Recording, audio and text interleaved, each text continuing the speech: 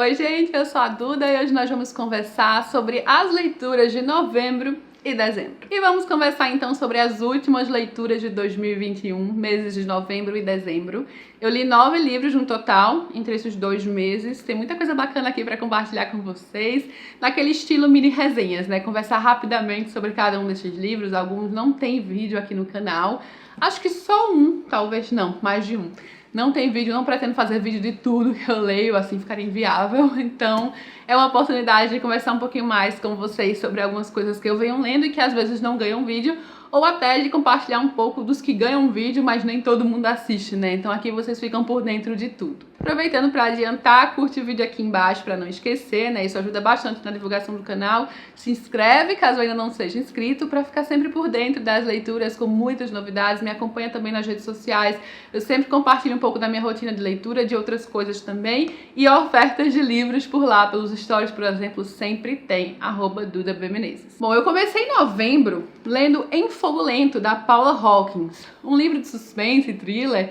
Paula Hawkins já é uma autora mega conhecida, especialmente por conta da Garota no Trem, que eu já li. Eu gostei ainda mais de Em Fogo Lento, talvez não seja opinião tão popular, né, porque A Garota no Trem é um livro com sucesso estrondoso, mas Em Fogo Lento eu senti mais a vibe do livro. Eu gostei de como os personagens foram trabalhados especificamente nos dramas pessoais e familiares aqui. Ele é um livro com muito drama familiar, tá? Então tem muito desse desenvolvimento dos personagens, que são aqueles personagens quebrados, né, psicologicamente afetados, com traumas físicos, psicológicos, que já é meio que marca registrada da Paula Hawkins, creio eu. E A Garota no Trem também tem isso. Mas eu realmente me afeiçoei aos personagens aqui, a 2 personagens especificamente. Tem uma vibe bem assim, filme antigo, sabe, Hitchcock. Tem até um pouco de uma vibe Miss Marple aqui no livro. Então é um livro que me passou uma sensação. Eles passam em Londres, tem essa questão aqui do rio, do canal, já que justamente a pessoa assassinada mora num barco, né? Então o livro começa assim e tudo que se desenrola ali ao redor. As pessoas que esse homem conheceu, os seus familiares e alguns segredos desenterrados que vão surgindo aos poucos. Pra mim foi um livro previsível até, eu já sabia como seria o final. Só que o desenvolvimento foi o que me conquistou mesmo, que me pegou, a ambientação, tudo isso. Então gostei demais desse livro, tá, gente? Fica aqui a dica, já tem vídeo no canal. Agora vamos para um livro de contos de ficção científica. Alguns thrillers também, né? Aqui nós temos 6 contos de ficção científica, na temática dos desenvolvimentos tecnológicos imprevisíveis, né, em coisas que são criadas para o bem, mas que muitas vezes são usadas para o mal, ou que as coisas meio que se modificam ali no meio do caminho, com consequências inesperadas. Eu adoro esse tema na ficção científica. Temos aqui contos de inteligência artificial, né, um dos grandes X do futuro, né, incógnitas do futuro. Temos colonização de outros planetas. Tem aqui um desenvolvimento genético ali, algumas mudanças genéticas. Então os autores aqui vão trabalhar diferentes tópicos da ficção científica dentro deste tema e com grandes autores, porque são best-sellers, são pessoas super conhecidas, como Blake Crouch, autor de Recursão, um livro que eu amo. O Andy Weir, autor de Devoradores de Estrelas, outro grande favorito, né, Perdido em Marte. Tem a Veronica Roth, autora da trilogia Divergente, e alguns autores que eu conheci através deste livro. A N.K. Jemisin, o Paul Tremblay, o Amor Towles. Eu já mencionei todos? Já mencionei todos. Quem eu não conhecia, eu passei a conhecer e quero ler outras coisas desses autores, sabe? Eu gostei do desenvolvimento dos contos. Dei a nota para cada um dos contos no vídeo que saiu sobre ele. Tem contos que eu dei 3 estrelas, 4 estrelas e 5 estrelas. Então teve os meus grandes favoritos, teve outros que eu achei apenas ok. Inclusive contos que me surpreenderam em relação aos autores, né? Porque às vezes a gente tem expectativas sobre alguns autores e não são exatamente nossos contos favoritos no livro. Mas aquele tópico que eu amo, gente, ficção científica, contos bem trabalhados em poucas páginas, alguns deles surpreendentes. Fica a dica e se você quiser saber um pouquinho mais, já tem vídeo no canal. Agora vamos para aquele momento da vida desta leitora, o fechamento de um ciclo tão especial com A Cidade de Vapor, do queridíssimo Carlos Ruiz Zafón, um livro especial para mim em tantos sentidos, gente. Carlos Ruiz Zafón foi aquele grande autor com um grande impacto na minha vida como leitora, livros que eu adoro, e saber que este é o último livro dele publicado, né, todos os sentimentos aqui envolvidos. São 11 contos ao longo desse livro, alguns são bem curtinhos, já que é um livro bem fino, outros são até um pouco maiores. Vários já haviam sido publicados anteriormente, foram compilados aqui todos juntos. São 3 inéditos, creio eu. Eu lembro que eu mencionei no vídeo que eu gravei, mas eu acho que são 3 inéditos e, no caso, 8, né? É isso mesmo, a matemática. 8 que já haviam sido publicados antes. Entre os que já haviam sido publicados, por exemplo, eu já tinha lido Rosa de Fogo, que conta a origem do Cemitério dos Livros Esquecidos. Então, para quem já adora Zafón, ele é um livro duplamente especial, né? Porque além de ser o último, traz vários contos, traz um pouco mais dos personagens que a gente já conhece, por exemplo, Davi Martim, personagem que eu amo, também está aqui de volta, a origem do cemitério. O autor vai trazer Miguel de Cervantes como um dos personagens aqui nos contos. Miguel de Cervantes apenas um dos maiores escritores de todos os tempos, né? E o mais famoso espanhol de todos. Aquele livro realmente para acalentar, para deixar o coração quentinho, por ser o último livro de Zafón. Ele tem todo um sentimento envolvido, para mim, para muitos leitores, com certeza. Eu acho que ele é realmente especial para quem já conhece a obra do autor. Para quem ainda não conhece, eu indico outra introdução, porque eu acho que ele vai ter um significado especial se você seguir outro caminho e depois vir para estes contos, sabe? Você vai acabar se afeiçoando muito mais ao livro por entender o que está presente aqui nesses livros.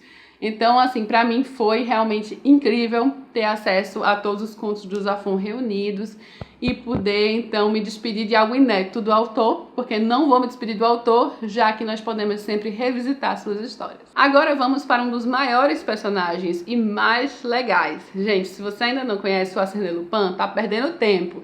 Ele é um personagem incrível. O Maurice Leblanc, este autor francês, criou um super personagem à época para se equiparar, então, à referência francesa do Sherlock Holmes, né? Então, a Inglaterra tinha o Sherlock Holmes. E o que a França ia fazer sobre isso, né? Então, Maurice Leblanc trouxe o Arsène Lupin, que vira, de certa forma, um oponente ao Sherlock Holmes, mas um personagem extremamente carismático. O Arsène Lupin, um ladrão de casaca, né? Então ele não age exatamente na lei, diferente do Sherlock, e eles até de fato se enfrentam nas histórias de Maurice Leblanc, tanto é que temos o Sherlock Holmes aqui nessas histórias. Não nessa aqui específica, estou falando das histórias de Arsène Lupin de uma forma geral. O Ladrão de Casaca é um livro incrível, tá? Excelente introdução a esse personagem tão carismático. Mas eu li este livro aqui do Box da Nova Fronteira, que tem, entre outros, Ladrão de Casaca, e tem o Arsène Lupin contra Sherlock Holmes.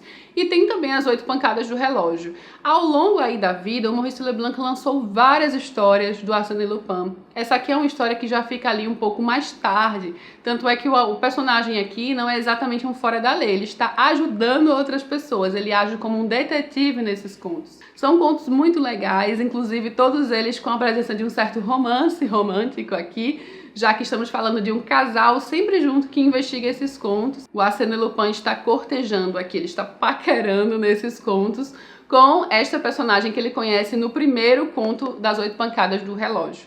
São muito bons, contos repletos de aventura, com algumas reviravoltas, inclusive mesmo estilo para quem já gosta dos contos de Sherlock. Eu acho impossível você gostar dos contos de Sherlock e não curtir também Arsène Lupin, porque é a mesma vibe, sabe? Só que aqui estamos em Paris, claro, e em Sherlock geralmente estamos em Londres, mas são aqueles casos estranhos, com coisas meio inexplicáveis, né? E que tem uma grande mente que vai fundo nisso, uma mente que é a do Arsène Lupin, muito segura no seu talento, nas suas habilidades, na arte do disfarce. Os dois têm isso em comum também. Enfim, realmente um livro extremamente divertido. Eu adorei especificamente ler As 8 Pancadas do Relógio. Foi um livro pra mim 5 estrelas. Muito bom, já tem vídeo aqui no canal. Mais um thriller por aqui, gente. Garotas em Chamas. Com a leitura deste livro, eu fechei a leitura de todos os livros da C.J. Tudor já publicados. Já li todos, só tava faltando esse. E Garotas em Chamas, ele é um livro com uma vibe muito legal.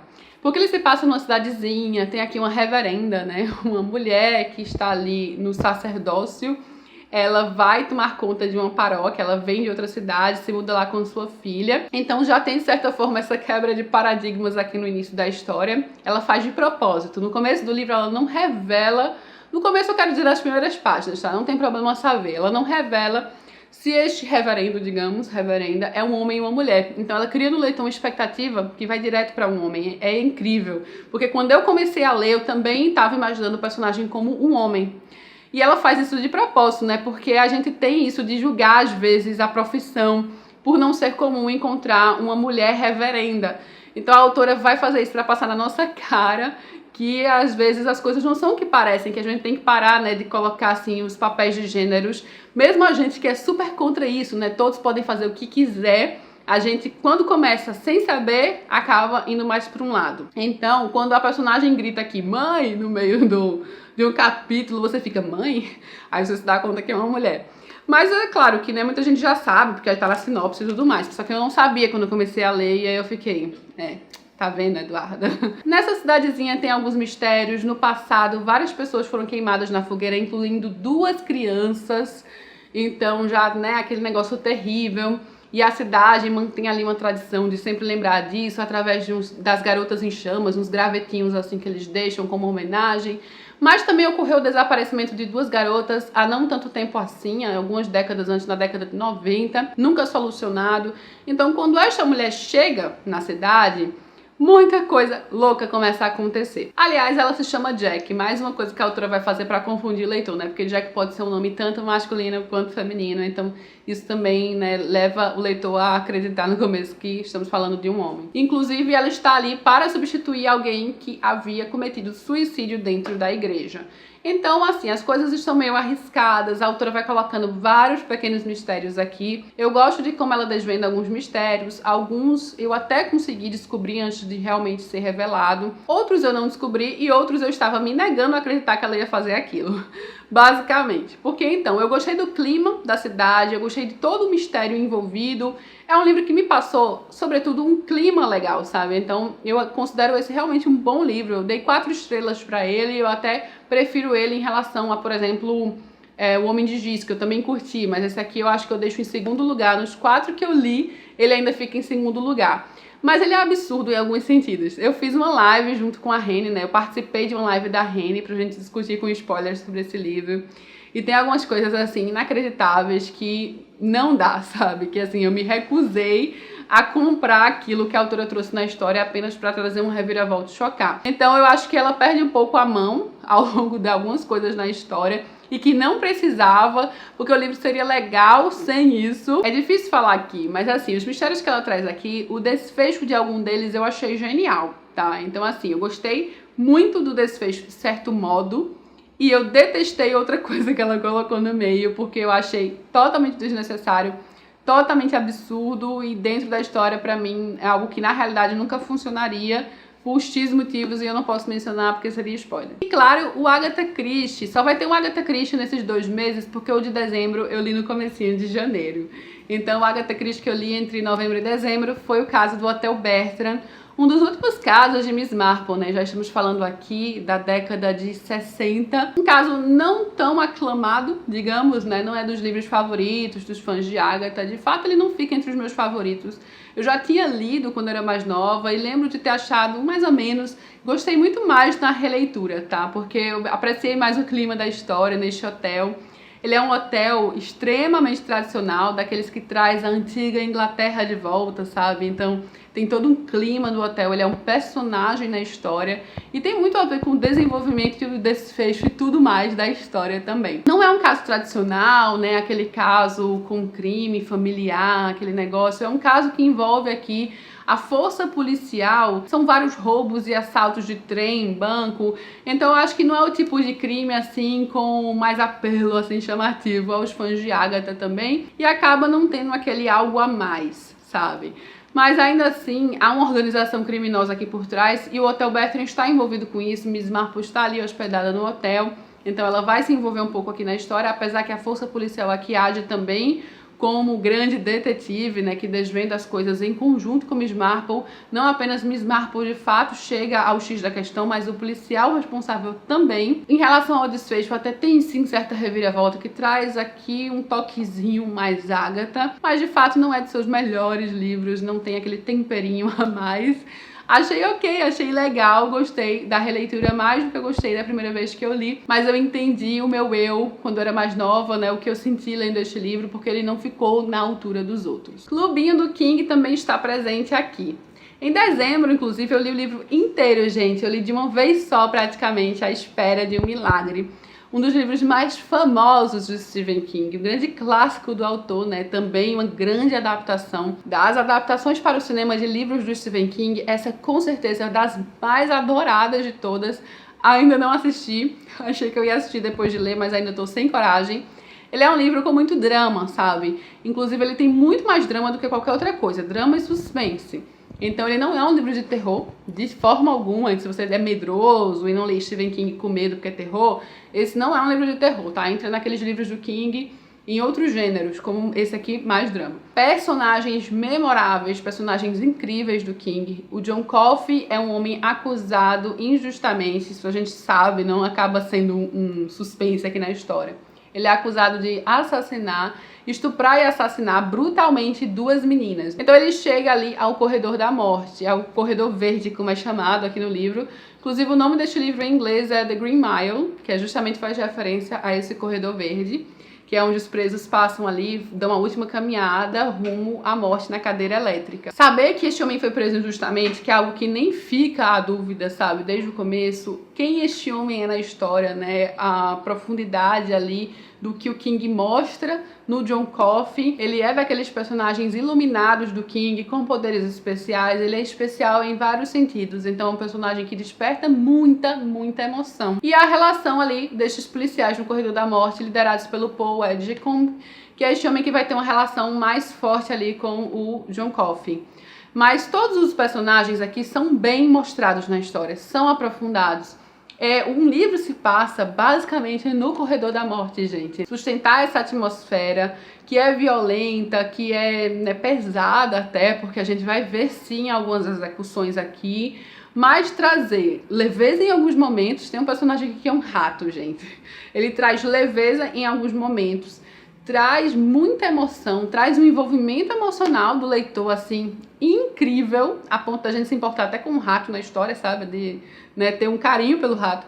Então, King foi excepcional aqui, mega especial, com certeza. Só não tive coragem ainda de assistir a adaptação, porque eu sofri tanto durante a leitura, tem algumas cenas bem pesadas durante a leitura, que eu ainda não tive coragem de ver na TV. Sim, vai sair vídeo sobre ele. Eu tô devendo ainda vários, né?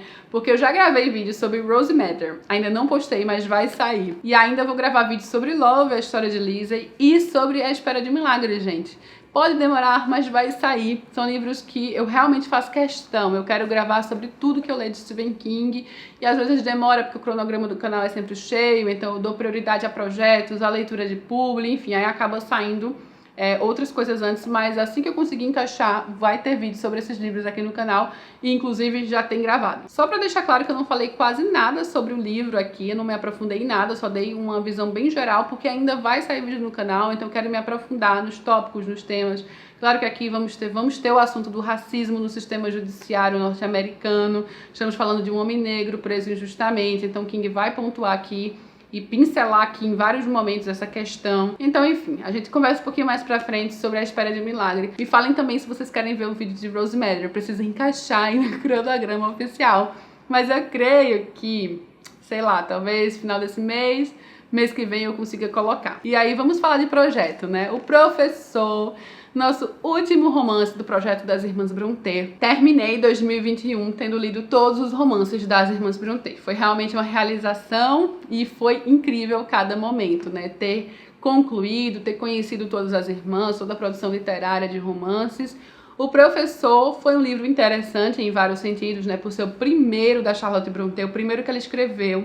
Um livro que foi rejeitado, não foi publicado. Ela tentou publicar esse livro algumas vezes e ele só foi publicado postumamente, após sua morte. Ele é um livro cheio de referências autobiográficas, inclusive o professor do título foi um homem pelo qual a Charlotte Brontë era apaixonada, então aquela paixão platônica que ela tinha, uma paixão não realizada, de um tempo que ela estudou em Bruxelas, na Bélgica. Então temos aqui Bruxelas, Bélgica. E ele é um livro similar a Villette em vários aspectos. Como eu mencionei no vídeo que saiu sobre o livro, ele basicamente é um livro em que a Charlotte não conseguiu publicar o Professor, ela pegou o Professor, o material aqui mais cru, e transformou num livro muito mais aprofundado, muito mais cheio, assim, de tudo, que é Villette. Quando eu falo cheio de tudo, é porque Villette realmente é um livro com um desenvolvimento incrível de personagens, com muito mais aprofundamento da situação, de temas, de tópicos, de reflexões. O Professor já ele é um livro mais simples, mais cru, assim, menos acontecimentos, inclusive. Então eu já falei pra vocês, quem assistiu o vídeo, que esse aqui foi um livro apenas ok pra mim. Ele é um livro 3 estrelas, ele não está no mesmo patamar dos outros livros das Irmãs Brontë de forma alguma. Aí eu passei até a entender porque ele foi rejeitado algumas vezes. Assim, eu entendo o mérito do livro, assim, gostei da experiência de leitura, mas eu não curti tanto o personagem principal, né? Me expliquei um pouquinho mais no vídeo que saiu. E ele é um livro mais simples, sabe? Especialmente depois de ter lido Villette, gente, porque é o mesmo caminho de Villette. Estamos falando de 2 personagens principais, desamparados, que não têm mais família, não têm, né, perspectivas, que saem da Inglaterra e vão em direção a Bruxelas, na Bélgica. Com a diferença que Bruxelas é chamada de Villette em Villette. Mas é basicamente a mesma coisa, o mesmo ambiente escolar, né, do internato de garotas e garotos, mesmíssima coisa, inspirado em pessoas da vida real, autobiográfico, só que ela fez muito mais em Villette, ela foi muito mais além em Villette. E a personagem protagonista de Villette é incrível. E aqui nós temos um personagem homem, um único, né, protagonista homem de fato, e que pra mim não chega nem aos pés dos outros livros dela. Gostei de ter deixado esse pro final, porque ele serviu como livro, como uma curiosidade para mim. Foi um livro rápido de ler por ser curto e tudo mais, só que chega até em determinado momento que ele é um pouco mais lento, porque o personagem fica narrando as coisas que, né, enfim, depois de ter tido contato com tantas obras-primas da literatura, livros incríveis, com todos esses outros livros das Irmãs Brontë, esse aqui deixou um pouco a desejar, assim. E falando em Bélgica, né, falei em Bélgica, em Bruxelas, falando em Bélgica, o próximo livro é de uma autora belga, Jacqueline Hartmann, uma autora que eu não conhecia, ela já faleceu inclusive, e eu li Eu Que Nunca Conheci os Homens. Eu mencionei esse livro no vídeo de Black Friday, entrou numa promoção o e-book dele, mas desde que ele foi lançado pela Dublinenses que eu tava louca pra ler. E ele foi um dos mais comprados com o meu link. Eu vi que muita gente adorou a dica, adorou a sinopse do livro, né? Se apaixonou pela sinopse à primeira vista, tanto quanto eu. Então vocês compraram muito esse livro e eu fiquei empolgada também para ler imediatamente e li em dezembro. Vamos para a sinopse, que foi o que primeiro me chamou a atenção. Neste livro, simplesmente nós temos, sem desenvolvimento algum prévio, simplesmente somos jogados, assim como as personagens, num local, num porão, em que 40 mulheres estão presas, elas foram sequestradas, tiradas da sua vida tradicional, aconteceu algum evento que do nada elas não lembram muito bem, elas saíram de sua vida tradicional, nossa vida tradicional, foram jogadas dentro deste porão, sabe-se lá onde, nem quando, nem como, e estão ali presas desde então, com guardas homens que não falam uma palavra, nunca falam absolutamente nada, eles têm apenas alguns chicotes para que as mulheres ajam da forma que eles querem, né? Não tenham muito contato com as outras, não toquem umas nas outras, elas têm que simplesmente ficar ali e eles as alimentam, dão algumas coisas muito básicas e desde então elas estão ali presas e só. Não se sabe como, quando, porquê, como eu disse, então fica essa incógnita. E temos entre essas mulheres uma menina. Ela era a mais nova de todas, então ela cresceu ali, ela não conhece o mundo de antes. E isso faz toda a diferença entre a personalidade dela do livro, né, em como ela age de acordo com as situações e como essas mulheres agiram, o abismo que as separa, já que elas têm esse passado que esta menina, sem nome no livro, né, porque quem deu o nome à menina? A menina tá ali junto com as outras. Essas mulheres não se conheciam, não se sabe o que a juntou ali. Então, simplesmente um dia, depois de muitos e muitos anos, quando a menina já tá até um pouco mais velha, mas ainda não muito, na hora que os homens estão abrindo a jaula para dar comida, toca uma sirene altíssima que nunca havia tocado antes. Esses homens saem correndo e desaparecem. Aí as mulheres saem pela primeira vez para o mundo que elas não conhecem, assim, não sabem nem para onde vão e onde eles estão, e é um livro cheio de dúvidas. Ele, inclusive, vai trabalhar muito em hipóteses e teorias. Aliás, é um livro considerado ficção científica. Eu dei uma olhada e ele é oficialmente considerado ficção científica, porque vai muito de acordo com o pensamento científico, né? De se elaborar hipóteses, como que se vê, teorias inúmeras. Isso já começa dentro da jaula, né? A menina, quando ela vai crescendo um pouquinho mais, ela vai acordando para a sua realidade, algo que ela não se questionava antes, e ela passa a se questionar porque ela fica um pouco mais velha. Então, ela realmente é a protagonista do livro, né? Ela quem nos conduz, a narradora em primeira pessoa. Ela é esta pessoa que nunca conheceu os homens, já que ela é a única ali que não tinha vida prévia. A narração acaba sendo muito única, muito interessante, justamente pela voz de quem a conta, daquele abismo que a separa das outras, como eu mencionei, de como o ser humano vai encontrar formas de lidar com o trauma e até a tentativa da retomada de uma certa civilidade, de como essas mulheres foram despidas de tudo isso. Aliás, eu não quero também me aprofundar muito, porque eu tô pensando, gente, esse não é o local, né, esse não é o vídeo, esse é um vídeo pra ser mais rápido, e eu tô pensando em fazer vídeo sobre esse. Eu acho que esse livro merece vídeo. Me contem se vocês querem vídeo sobre eu que nunca conheci os homens, tá? Porque eu faço, se vocês pedirem, porque eu não sei o interesse, o nível do interesse de vocês, mas particularmente, gente, eu amei esse livro. Eu considerei um livro incrível. Não vou me alongar, mas se vocês quiserem a gente conversa um pouquinho mais sobre ele. Só pra concluir, é uma mistura de ficção científica com distopia, tá? Eles se encaixam nesses dois gêneros perfeitamente e é uma leitura muito original desses gêneros, algo que eu não estava esperando, assim, você não sabe muito bem pra onde a coisa vai e tem uma força narrativa muito peculiar. E vamos então concluir aqui o vídeo com as leituras de novembro e dezembro. Eu tenho aqui então 8 livros em mãos, né? Só que também foi lido em e-book o Eu Que Nunca Conheci os Homens, totalizando então 9 leituras. Me conta aqui embaixo se você já leu algum desses livros, o que você achou, ou se você quer muito ler, qual que você está mais empolgado para ver no canal, que ainda não saiu vídeo, enfim, desses que eu até mencionei do King também, que eu ainda tô devendo vídeo. Os links para a compra dos livros estarão todos aqui embaixo no box de informações, caso você tenha interesse por algum em específico. E vocês já sabem que comprando pela Amazon vocês ajudam muito o canal. Então, super obrigada a todo mundo que utiliza os links. Eu vou ficando por aqui, deixa o seu comentário, tá? Adoro conversar com vocês. Não esquece de curtir o vídeo, se inscrever no canal. Beijo enorme a todos e até a próxima.